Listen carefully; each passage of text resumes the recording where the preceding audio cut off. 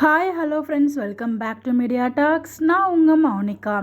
So Yamuna மேலே செம்ம காண்ட இருக்காங்க காவேரி. பட் ஆனால் எனக்குள்ளே இருக்க ஒரு கேள்வி என்ன அப்படின்னா, ஸோ இது எல்லாத்துக்குமே காரணம் யமுனா தான் அப்படின்னு சொல்லிட்டு கங்காவுக்கும் காவேரிக்கு மட்டும் தான் தெரியும், வேறு யாருக்குமே தெரியாது.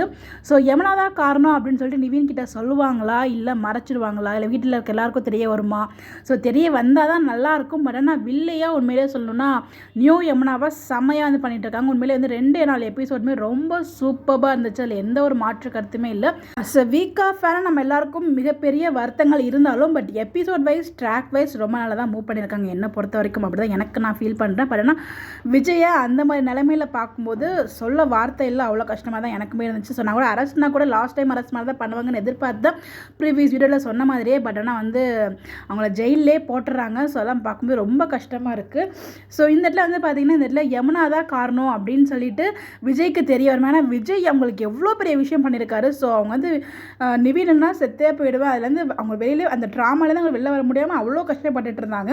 அதுலேருந்து மீண்டும் கொண்டு வந்து ஒரு ஃபோர்ஸ் பண்ணி நிவினை கல்யாணம் பண்ணி வச்சா ரொம்ப நல்லா பண்ணிட்டமா விஜய்க்கு நீ நன்றி.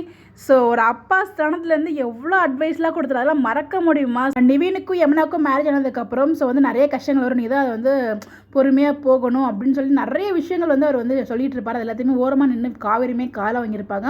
இந்த லெவலுக்கு ஒரு மனுஷன் உனக்காக நின்று பேசினவருக்கு நீ செய்கிற நன்றி கடனா இது அப்படிங்கிற மாதிரி தான் உள்ளுக்குள்ளே அவ்வளோ ஒரு ஆத்திரம் வருது. யமுனாவோட பர்ஃபார்மன்ஸ் நல்லா இருந்தாலும் பட் நமக்கு வீக் ஆஃப் ஆனால் ரொம்ப கடுப்பாக ஒரு மாதிரி கோவமாக வருது, எரிச்சலாக இருக்குது. சொல்கிறதுக்கு என்ன வேர்ட்ஸ் போட்டுக்கலாம், அந்த லெவலுக்கு இரிட்டேட்டாக இருந்துகிட்ருக்கு. பட் ஆனால் இன்றைக்கி எபிசோடு எண்டில் பார்த்திங்கன்னா விஜயும் காவேரி மீட் பண்ணுற மாதிரியுமே ஆயிடுச்சு.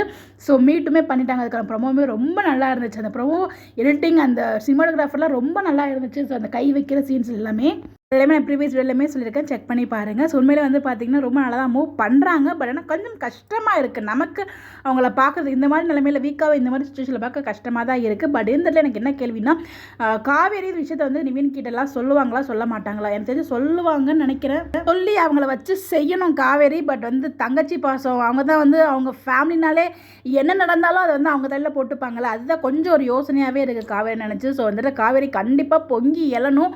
பாப்போம் என்ன பண்ணுறாங்க அப்படின்னு சொல்லிட்டு நீங்கள் என்ன நினைக்கிறீங்கன்னு உங்களோட பாயிண்ட் ஆஃப் வியூ மறக்காமல் கமெண்ட்டில் சொல்லுங்கள். Bye bye.